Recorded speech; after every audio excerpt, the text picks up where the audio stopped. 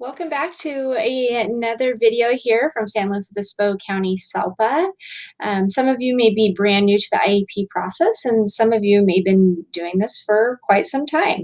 So we're going to look at today of putting it all together, kind of that pre and post IEP. So the first thing we want to do is collect our data. And I usually get started pretty early with this. I gather as I go while I'm teaching and talking to other teachers. So gather those work samples. If there's any testing that needs to be done, administer that. Talk to those teachers, talk to the parents.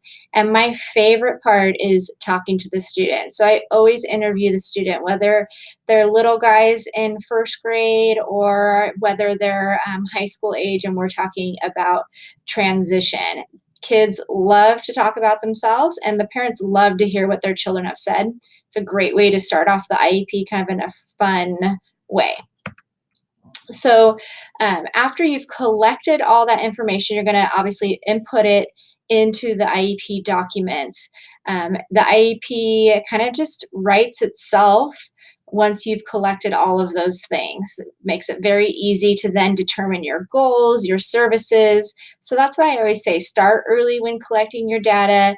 It makes sitting down and writing that IEP a quick process. So now once it's all written, you're ready to prepare for that actual meeting, the day of the meeting. So preparing for it, your draft is completed, and I say draft because that's exactly what it is. You are putting that information, you're ready to present it that day, but you're going to be doing edits during the IEP.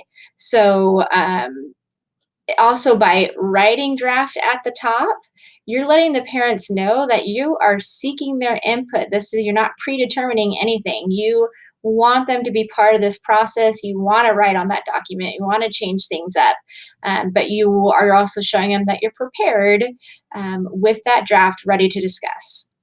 Another big thing is numbering the pages. Super important. There's been a few times where I forgot to do it or didn't get to it.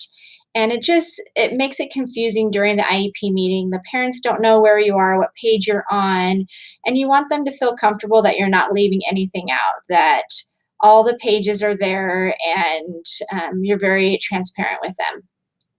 So again, make sure you write draft at the top of that document so everyone knows that you are seeking their input. What I do then is I keep one of them as my original, and I paperclip that one so I don't get it mixed up with the others, and I will write original with a pencil at the top. So and that's the place where all the edits are done. So that edited copy is the official IEP at the very end.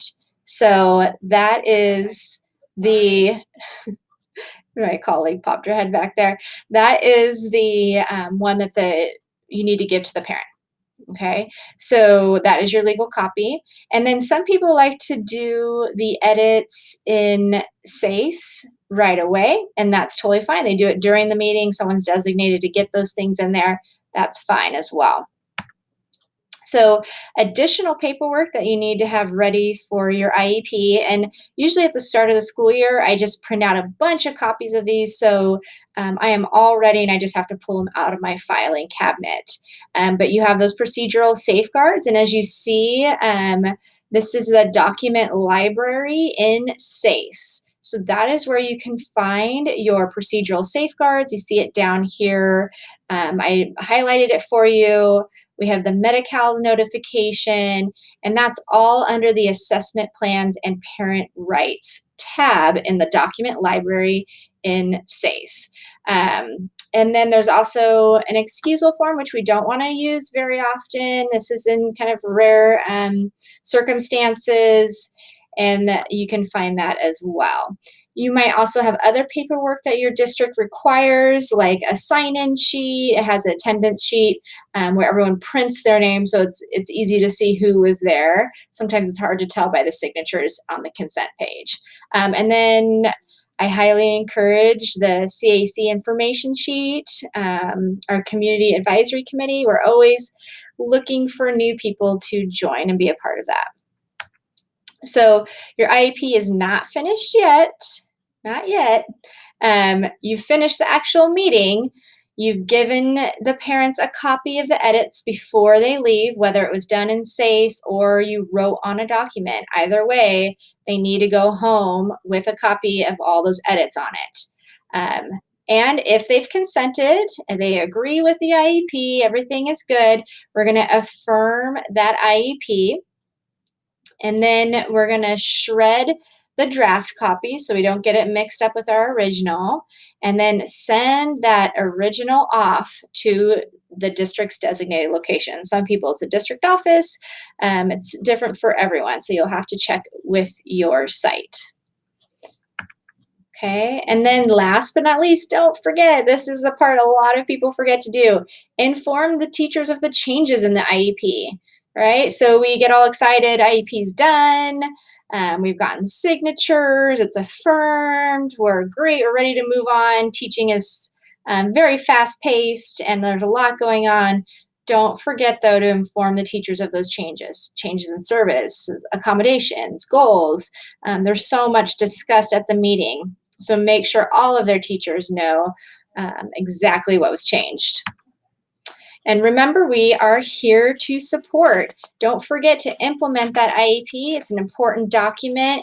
Follow up with it, monitor it, and make sure everyone knows their part in the IEP process. Thanks so much. We'll see you on the next one.